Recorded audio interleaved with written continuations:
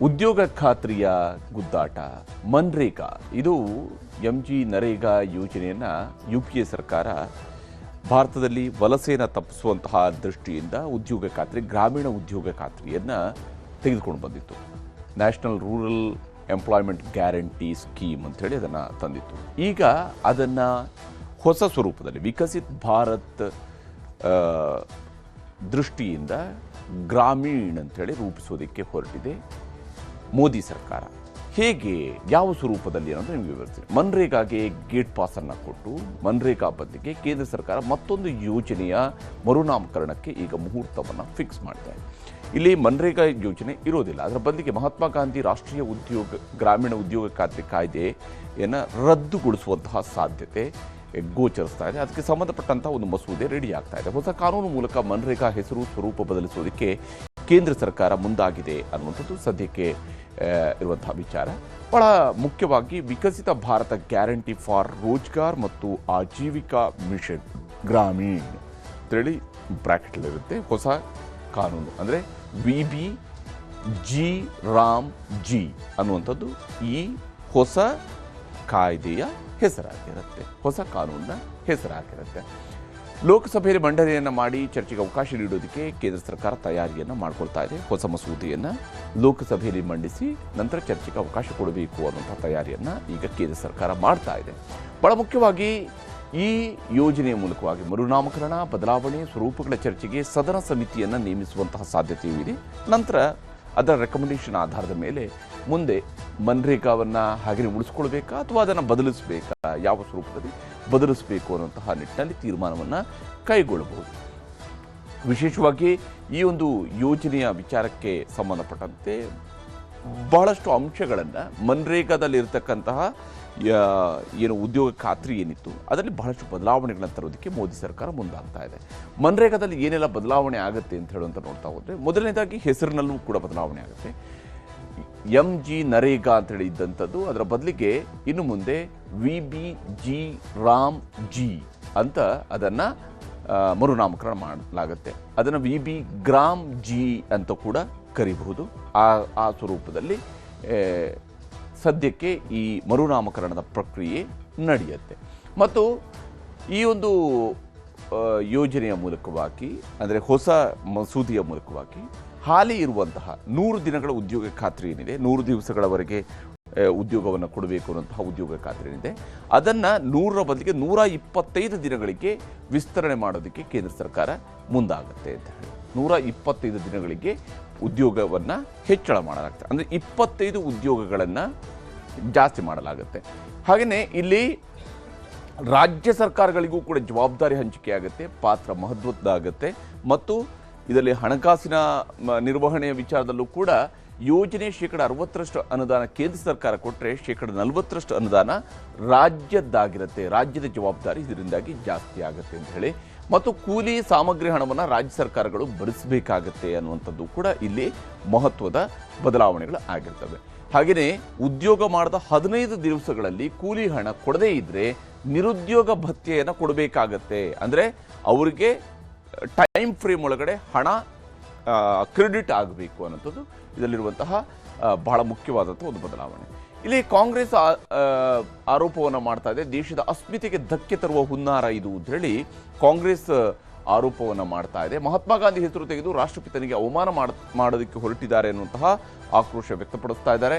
ಜೊತೆಗೆ ಗ್ರಾಮೀಣ ಭಾರತದಿಂದ ಗಾಂಧಿ ತತ್ವಗಳನ್ನೇ ಅಳಿಸುವ ಹುನ್ನಾರ ಇದು ಅನ್ನುವಂಥದ್ದು ಪ್ರತಿಪಕ್ಷ ಕಾಂಗ್ರೆಸ್ನ ಆರೋಪ. ಕಾಂಗ್ರೆಸ್ ಕ್ರೆಡಿಟನ್ನು ಹೈಜಾಕ್ ಮಾಡುವಂತಹ ಪ್ರಯತ್ನವನ್ನು BJP ಸರ್ಕಾರ ಮಾಡ್ತಾ ಇದೆ ಅನ್ನುವಂಥ ಆಪಾದನೆಯನ್ನು ಮಾಡ್ತಾ ಇದ್ದಾರೆ. ಮನಮೋಹನ್ ಸಿಂಗ್ ಈ ಯೋಜನೆಯನ್ನು ತಂದಾಗ ಅದನ್ನು ಟೀಕಿಸಿದಂತಹ ಪ್ರಧಾನಿ ನರೇಂದ್ರ ಮೋದಿ ಅವರಿಂದಲೇ ಈಗ ಕ್ರೆಡಿಟ್ಗೆ ಪ್ರಯತ್ನ ಸಾಗ್ತಾ ಇದೆ ಅನ್ನುವಂಥದ್ದು ಕಾಂಗ್ರೆಸ್ನವರು ಮಾಡ್ತಾ ಇರುವಂತಹ ಆರೋಪ. ಅನುದಾನ ಕಡಿತ, ಕೂಲಿ ತಡವಾಗಿ ಪಾವತಿ, ಬಾಕಿ ಹಣ ಜಮೆ ಇಂತಹ ಸಮಸ್ಯೆಗಳನ್ನು ಮರೆಮಾಚುವ ಯತ್ನವನ್ನು ಈ ಹೊಸ ಕಾಯ್ದೆಯ ಮೂಲಕವಾಗಿ ಮಾಡ್ತಾ ಇದ್ದಾರೆ ಅಂತೇಳಿ ಕಾಂಗ್ರೆಸ್ನವರು ಆರೋಪಿಸ್ತಾ ಇದ್ದಾರೆ. ಅನಗತ್ಯ ವೆಚ್ಚ ಮತ್ತು ಗೊಂದಲಗಳನ್ನು ಸೃಷ್ಟಿ ಮಾಡುವಂಥದ್ದು ಇಲ್ಲಿ ಆಗುತ್ತೆ ಅಂತ ಹೇಳಿ. ಈ ಅನಗತ್ಯ ವೆಚ್ಚದ ವಿಚಾರಕ್ಕೆ ಸಂಬಂಧಪಟ್ಟಂತೆ ದಾಖಲೆ, ಕಚೇರಿ, ಬೋರ್ಡ್ಗಳ ಬದಲಾವಣೆಗೆ ಇದೆಲ್ಲವೂ ಕೂಡ ಮಾಡಬೇಕಾಗುತ್ತೆ. ಆಲ್ರೆಡಿ MG ನರೇಗಾ ಅಂತ ಇರೋದನ್ನು ಬದಲಿಸಬೇಕಾಗುತ್ತೆ. ಈ ಕಾರಣಕ್ಕಾಗಿ ಅದೆಲ್ಲವೂ ಕೂಡ ದುಂದು ವೆಚ್ಚ ಆಗುತ್ತೆ ಅಂತ ಹೇಳಿ ಕಾಂಗ್ರೆಸ್ನವರು ಆರೋಪಿಸ್ತಾ ಇದ್ದಾರೆ. ರಾಜ್ಯಗಳ ಹೊಣೆಗಾರಿಕೆ ಹೆಚ್ಚಿಸಿ ಆರ್ಥಿಕ ಹೊರೆಯನ್ನು ಹೆಚ್ಚಿಸುವಂಥದ್ದು ಇವರ ಉದ್ದೇಶ ಅಂತ ಹೇಳಿ ಟೀಕಾ ಪ್ರಹಾರವನ್ನು ಕಾಂಗ್ರೆಸ್ ನಾಯಕರುಗಳು ಮಾಡ್ತಾ ಇದ್ದಾರೆ. ಈ ವಿಚಾರಕ್ಕೆ ಸಂಬಂಧಪಟ್ಟಂತೆ ಪ್ರಿಯಾಂಕಾ ಗಾಂಧಿ ಮಾತನಾಡಿದರೆ ತೋರಿಸ್ತಾರೆ. कितने ऑफिस हैं, कितनी स्टेशनरी है, कितनी उसके एलिमेंट्स हैं जिसमें खर्चा होता है, तो इसका फायदा क्या है, किस लिए किया जा रहा है, महात्मा गांधी जी का नाम क्यों हटा रहे हैं?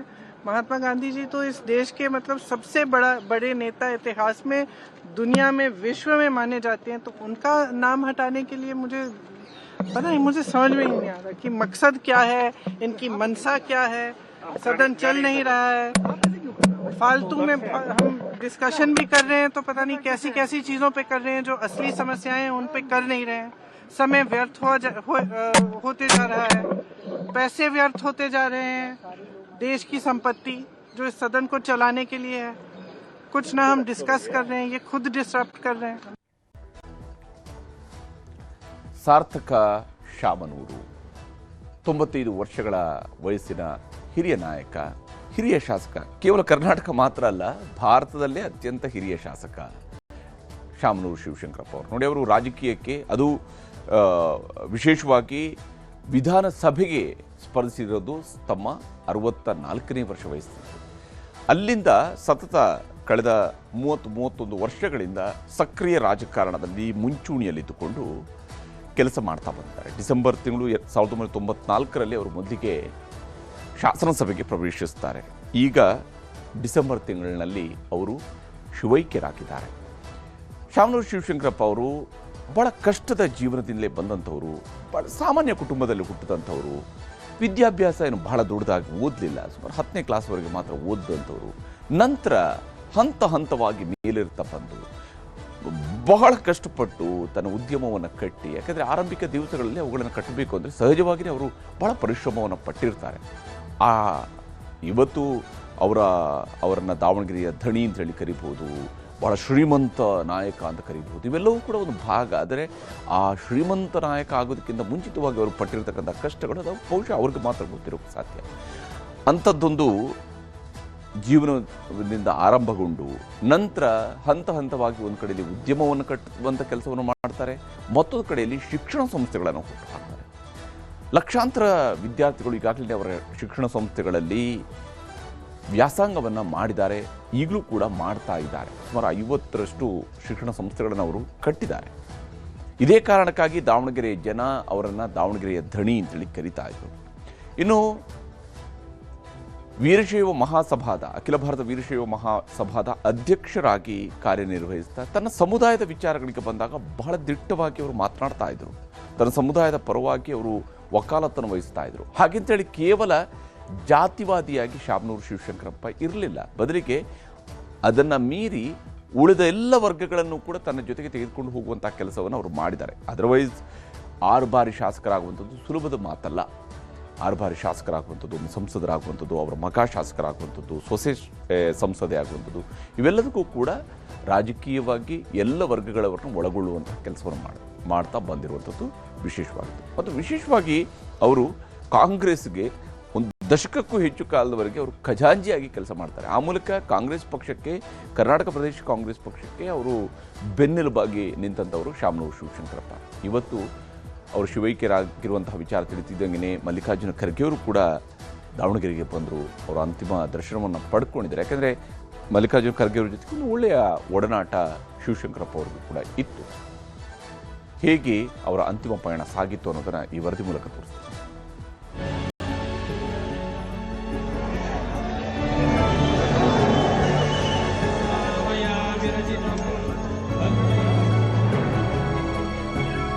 ಇಡೀ ಕರ್ನಾಟಕದಲ್ಲಿ ಹೆಸರುವಾಸಿಯಾಗಿದ್ದರೆ ಶಾಮನೂರು ಶಿವಶಂಕರಪ್ಪನವರು ಮಾಡಿದಂಥ ಕೆಲಸದಿಂದ ಆಗಿದೆ ಅಂತಕ್ಕಂಥ ಮಾತುಗಳನ್ನು ಹೇಳಲಿಕ್ಕೆ ಬಯಸ್ತಾ ಇದ್ದೇನೆ. ನನಗಿವತ್ತು ನಮ್ಮ ಒಬ್ಬ ಕುಟುಂಬದ ಸದಸ್ಯ ಕಳ್ಕೊಂಡಂಗಾಗಿದೆ. ರಾಜಕೀಯ ಕ್ಷೇತ್ರ ಬಹಳಷ್ಟು ನಷ್ಟವನ್ನ ಅನುಭವಿಸ್ತಾ ಇದೆ. ಕಾಂಗ್ರೆಸ್ನ ಹಿರಿಯ ಶಾಸಕ, ರಾಜಕೀಯ ಮುತ್ಸದ್ದಿ, ವೀರಶೈವ ಸಮುದಾಯದ ನಾಯಕ ಶಾಮನೂರು ಶಿವಶಂಕರಪ್ಪ ಶಿವೈಕ್ಯರಾಗಿದ್ದಾರೆ. ರಾಜಕಾರಣಿಗಳು, ಸಮುದಾಯದ ಸ್ವಾಮೀಜಿಗಳು, ಬಂಧು ಬಾಂಧವರು, ಸಮುದಾಯದ ಜನರ ಕಣ್ಣೀರ ಧಾರೆ ನಡುವೆ ಅಂತಿಮ ಯಾತ್ರೆ ನಡೆಸಲಾಯಿತು. ಬಳಿಕ ಕಲ್ಲೇಶ್ವರ ರೈಸ್ ಮಿಲ್ ಆವರಣದಲ್ಲಿ ವೀರಶೈವ ಲಿಂಗಾಯತ ಸಂಪ್ರದಾಯದಂತೆ ಶಿವಶಂಕರಪ್ಪನವರ ಅಂತ್ಯ ಸಂಸ್ಕಾರ ನೆರವೇರಿಸಲಾಯಿತು.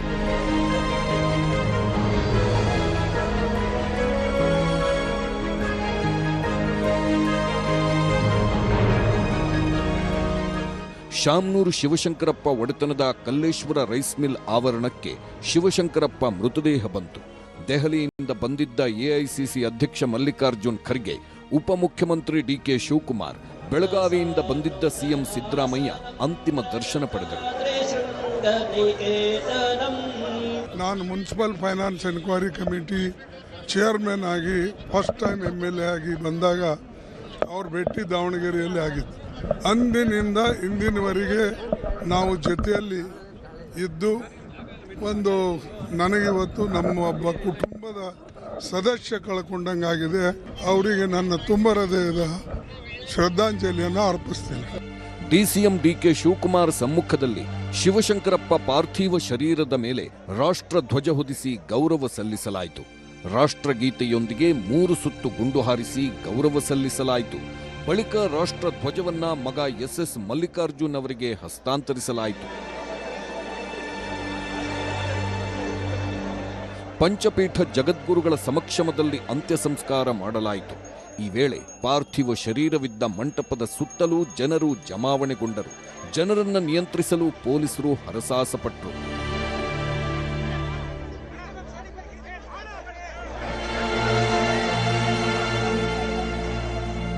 ರೈಸ್ ಮಿಲ್ ಆವರಣದಲ್ಲೇ ಇದ್ದ ಶಿವಶಂಕರಪ್ಪ ಪತ್ನಿ ಪಾರ್ವತಮ್ಮ ಅವರ ಸಮಾಧಿ ಪಕ್ಕದಲ್ಲೇ ಶಿವಶಂಕರಪ್ಪ ಅಂತ್ಯ ಸಂಸ್ಕಾರ ಮಾಡಲಾಯಿತು. ಮಣ್ಣಿನ ಬದಲು ತುಮಕೂರಿನ ಸಿದ್ಧಗಂಗಾ ಮಠದಿಂದ ತಂದಿದ್ದ ವಿಭೂತಿಗಟ್ಟಿಗಳಿಂದಲೇ ಮುಚ್ಚಿ ಸಂಸ್ಕಾರ ಮಾಡಲಾಯಿತು.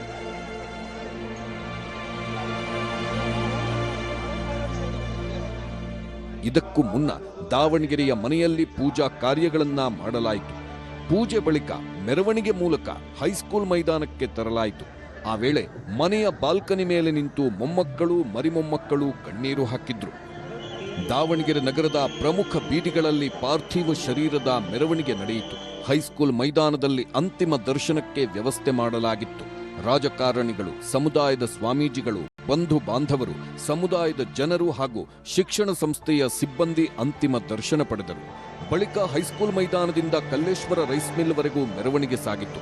ಮೆರವಣಿಗೆ ವಾಹನದಲ್ಲಿ ಭಜನೆ ಮಾಡಿ ತರಲಾಯಿತು. ದಾರಿಯುದ್ದಕ್ಕೂ ಸೇರಿದ್ದ ಜನರು ಕಣ್ಣೀರಿಟ್ಟರು.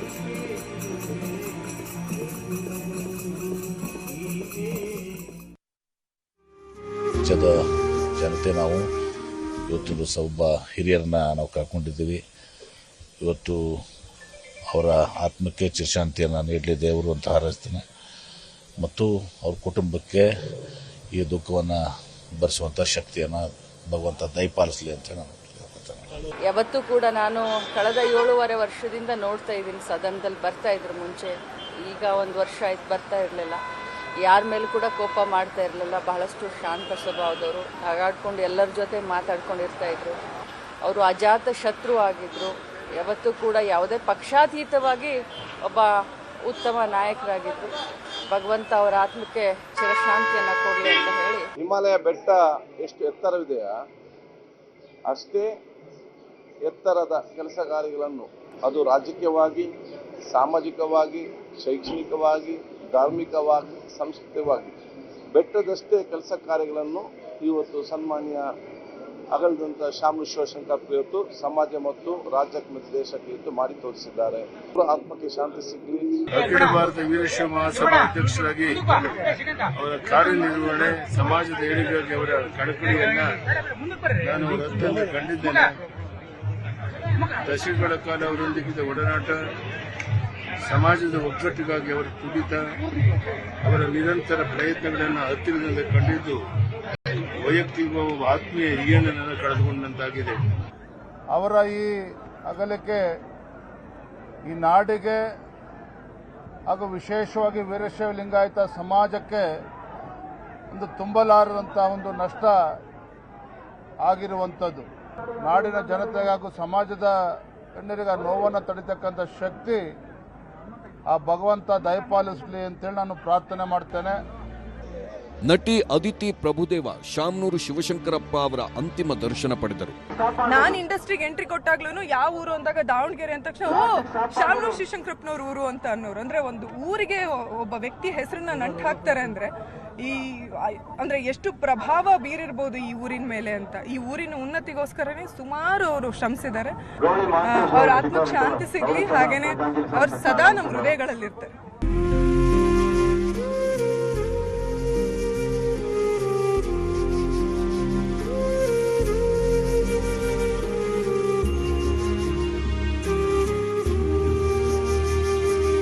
ವೀರಶೈವ ಮಹಾಸಭಾದ ರಾಷ್ಟ್ರೀಯ ಅಧ್ಯಕ್ಷರೂ ಆಗಿದ್ದ ಶಾಮನೂರು ಶಿವಶಂಕರಪ್ಪ ಇಡೀ ಸಮಾಜಕ್ಕೆ ಮಾದರಿಯಾಗಿದ್ದರು. ಸಮಾಜ, ಧರ್ಮ, ಮಾನ್ಯತೆ, ಸ್ಥಾನಮಾನದ ವಿಚಾರಗಳು ಬಂದಾಗ ಪಕ್ಷಭೇದ ಮರೆತು ಎಲ್ಲಾ ನಾಯಕರು ಶಾಮನೂರು ಶಿವಶಂಕರಪ್ಪ ಮಾತಿಗೆ ಬದ್ಧರಾಗಿರುತ್ತಿದ್ರು. ಸಮುದಾಯದ ಏಳ್ಗೆ, ಅಭಿವೃದ್ಧಿಯ ಸಂಕಲ್ಪ ತೊಟ್ಟು ಶಾಮನೂರು ಮಾರ್ಗದರ್ಶನದಲ್ಲೇ ಎಲ್ಲವೂ ಸುಸೂತ್ರವಾಗಿ ಸಾಗಿತ್ತು. ಅವರ ಅಗಲಿಕೆಯಿಂದ ಏನು ಸಮಾಜ, ನಾಡು, ರಾಜಕೀಯ ಕ್ಷೇತ್ರ ಬಹಳಷ್ಟು ನಷ್ಟವನ್ನು ಅನುಭವಿಸ್ತಾ ಇದೆ. ಬಹುಶಃ ಅವರ ವ್ಯಕ್ತಿತ್ವವನ್ನು ತುಂಬುವಂಥ ಮತ್ತೊಬ್ಬ ವ್ಯಕ್ತಿಯನ್ನು ಕಾಣಲಿಕ್ಕೆ ಆಗೋದಿಲ್ಲ. ಅವರು ಅಜಾತ ಶತ್ರು ಅಂತೇಳಿ ಎಲ್ಲರೂ ಕೂಡ ಅವರನ್ನು ಕೊಂಡಾಡ್ತಾ ಇದ್ರು. ಶಿವಶಂಕರಪ್ಪನವರು ಒಬ್ಬ ವ್ಯಾಪಾರಿಗಳಾಗಿ, ಶಿಕ್ಷಣ ಪ್ರೇಮಿಗಳಾಗಿ, ಔದ್ಯೋಗಿಕ ಕ್ಷೇತ್ರದಲ್ಲಿ ದುಡಿದು ಅಷ್ಟೇ ಅಲ್ಲ ರಾಜಕೀಯವಾಗಿ ತುಂಬ ಮಹತ್ವದ ಕೆಲಸ ಕಾರ್ಯಗಳನ್ನು ಮಾಡಿದಂಥವ್ರು. ಒಂದು ರೀತಿಯಲ್ಲಿ ಅಜಾತ ಶತ್ರು ಆದಂಥವ್ರು. ಬಹುಶಃ ಶಿವಶಂಕರಪ್ಪನವರನ್ನು ದ್ವೇಷ ಮಾಡುವಂಥ ಜನ ಕರ್ನಾಟಕದಲ್ಲೇ ಇರಲಿಲ್ಲ. ಸಮಾಜಕ್ಕೆ ಬಹಳ ದೊಡ್ಡ ಕೊಡುಗೆಯನ್ನು ನೀಡಿರುವಂತಹ ಅಪರೂಪದ ವ್ಯಕ್ತಿಗಳು. ಸಮಾಜ ಇಬ್ಬಾಗ ಆಗಿ ಹೋಗುವ ಪ್ರಸಂಗ ಬಂದಾಗ ಕಲ್ಲು ಬಂಡೆಯಂತೆ ಗಟ್ಟಿಯಾಗಿ ನಿಂತುಕೊಂಡು ಸಮಾಜವನ್ನು ಒಡೆಯದಂತೆ ತಡೆದಿರುವಂತಹ ಏಕೈಕ ವ್ಯಕ್ತಿ ಶಾಮನೂರು ಶಿವಶಂಕರಪ್ಪನವರು ಅಂತ ಹೇಳಿದರೆ ಅತಿಶಯೋಕ್ತಿ ಆಗಲಾರದು. ಅವರು ನಮ್ಮ ನಾಡಿಗೆ ಅದ್ಭುತವಾದ ಕೊಡುಗೆಯನ್ನು ಕೊಟ್ಟಿದ್ದಾರೆ. ಶಾಸಕರಾಗಿ, ಸಂಸದರಾಗಿ, ಮಂತ್ರಿಗಳಾಗಿ ಕೆಲಸವನ್ನು ಮಾಡಿದ್ದಾರೆ. ಜೊತೆಗೆ ಅವರು ರಾಜಕಾರಣಿ ಅಷ್ಟೇ ಅಲ್ಲ, ಒಬ್ಬ ಶಿಕ್ಷಣ ಮುತ್ಸದಿಯೂ ಆಗಿದ್ದಂತಹ ಅವರು. ಅದರಲ್ಲಿ ಕೂಡ ಮಧ್ಯ ಕರ್ನಾಟಕ ಅನಿಸಿಕೊಳ್ಳುವಂಥ ದಾವಣಗೆರೆಯ ಸಮಗ್ರ ಅಭಿವೃದ್ಧಿಗೆ ಬಹಳಷ್ಟು ಹೋರಾಟವನ್ನು ಮಾಡಿ ಕೆಲಸವನ್ನು ಮಾಡಿದಂಥ ಕೀರ್ತಿ ಶಾಮನೂರು ಶಿವಶಂಕರಪ್ಪನವರಿಗೆ ಇರುವಂತಹದ್ದು. ಈ ನಾಡು ಕಂಡಂತಹ ಮಹಾನ್ ಶಿಕ್ಷಣ ಪ್ರೇಮಿಯಾಗಿದ್ದರು. ಸಾಮಾಜಿಕವಾಗಿರುವಂತಹ ಕಳಕಳಿಯನ್ನು, ಕಾಳಜಿಯನ್ನು ಹೊಂದಿದ್ರು. ಸಮಾಜವನ್ನು ಒಗ್ಗೂಡಿಸಬೇಕು ಅನ್ನುವಂಥ ಕನಸನ್ನು ಇಟ್ಟುಕೊಂಡಿದ್ರು. ಇಂತಹ ಒಬ್ಬ ಮಹಾಚೇತನ ಲಿಂಗೈಕ್ಯರಾಗಿರ್ತಕ್ಕಂಥದ್ದು ನಮ್ಮೆಲ್ಲರಿಗೂ ಅತೀವ ದುಃಖವನ್ನು ತಂದಿದೆ. ಬೆಳಗಾವಿ ಅಧಿವೇಶನದಲ್ಲಿ ಶಾಮನೂರು ಅವರಿಗೆ ಸಂತಾಪ. ಒಂದು ದಿನದ ಮಟ್ಟಿಗೆ ಕಲಾಪ ಮುಂದೂಡಿಕೆ. ನಿಧನ ಹೊಂದಿರುವುದನ್ನು ಈ ಸದನಕ್ಕೆ ವಿಷಾದದಿಂದ ತಿಳಿಯಬಯಸುತ್ತೇನೆ. ಶಾಮನೂರು ಶಿವಶಂಕರಪ್ಪನವರಿಗೆ ವಿಧಾನಸಭೆ ಕಲಾಪದಲ್ಲಿ 1 ನಿಮಿಷಗಳ ಕಾಲ ಮೌನಾಚರಣೆ ಮಾಡಿ ಸಂತಾಪ ಸೂಚಿಸಲಾಯಿತು. ಕಲಾಪದಲ್ಲಿ ಮಾತನಾಡಿದ ಸಿಎಂ ಸಿದ್ದರಾಮಯ್ಯ ಶಾಮನೂರು ಅವರು ಅಜಾತಶತ್ರು ಎಂದು ಕರೆಯಬಹುದಾದ ವ್ಯಕ್ತಿ ಎಂದು ಗುಣಗಾನ ಮಾಡಿದ್ರು. ಅವರ ಆತ್ಮಕ್ಕೆ ಶಾಂತಿ ದೊರಕಲಿ ಅಂತೇಳಿ ಒಂದು ಸಂತಾಪ ಸೂಚಕ ನಿರ್ಣಯವನ್ನು ತೆಗೆದಿದ್ದೀರಿ. ದಾವಣಗೆರೆ ಇವತ್ತೇನಾದರೂ ಅದಕ್ಕೆ ಹೆಸರುವಾಸಿಯಾಗಿದ್ದರೆ ಶಾಮನೂರು ಶಿವಶಂಕರಪ್ಪನವರು ಮಾಡಿದಂಥ ಕೆಲಸದಿಂದ ಆಗಿದೆ ಅಂತಕ್ಕಂಥ ಮಾತುಗಳನ್ನು ಹೇಳಲಿಕ್ಕೆ ಬಯಸ್ತಾ ಇದ್ದೇನೆ. ದಾವಣಗೆರೆಗೆ ಒಂದು ಬ್ರ್ಯಾಂಡ್ ನೇಮನ್ನು ತಂದುಕೊಡ್ತಕ್ಕಂಥ ಕೆಲಸವನ್ನು ಮಾಡಿದ್ರು. ಇವರು ಶಾಮನೂರು ಶಿವಶಂಕರಪ್ಪನವರು ಅಷ್ಟೇ. ಅವರೆಲ್ಲರಿಗೂ ಮೊದಲಿಂದಾನು ಹೇಳ್ತಾ ಇದ್ರು, ನಾನು ಕೊನೆವರೆಗೂ ಅವ್ರು ಯಾವಾಗ ರಿಟೈರ್ಡ್ ಆಗ್ತೀಯ ಅಂತ ಹೇಳಿದ್ರೆ, ಇಲ್ಲ ನಾನು ಬದುಕಿರೋವರೆಗೂ ನಾನು ಅಧಿಕಾರದಲ್ಲಿ ಇರಬೇಕು ಅನ್ನೋ ಮಾತನ್ನ ಎಲೆಕ್ಷನ್ ನಿಲ್ತೀನಿ ಅಂತ ಹೇಳ್ತಾ ಇದ್ರು. ಇನ್ನೊಂದು ಎಲೆಕ್ಷನ್ ನಿಲ್ತೀನಿ. ಹೌದು, ಇನ್ನೊಂದು ಈಗಲೇ ಅವ್ರಿಗೆ 95 ವರ್ಷ, ಇನ್ನೊಂದು ಎಲೆಕ್ಷನ್ ನಿಲ್ತೀನಿ ಅಂತಲೂ ಕೂಡ ಹೇಳ್ತಾ ಇದ್ರು. ಅಂದ್ರೆ ಆ ಥರದ ಗಟ್ಟಿ ಮನುಷ್ಯ, ಬಹಳ ಗಟ್ಟಿ. ಅದನ್ನ ಉತ್ತರ ಗೌರವಾರ್ಥ ಮಾನ್ಯ ವಿಧಾನ ಪರಿಷತ್ ಕಲಾಪದಲ್ಲೂ ಶಾಮನೂರು ಶಿವಶಂಕರಪ್ಪ ನಿಧನಕ್ಕೆ 1 ನಿಮಿಷಗಳ ಕಾಲ ಸಂತಾಪ ಸೂಚಿಸಲಾಯಿತು. ಬಳಿಕ 2 ಸದನಗಳ ಕಲಾಪವನ್ನ ಮುಂದೂಡಲಾಯಿತು. Bureau report, news 18.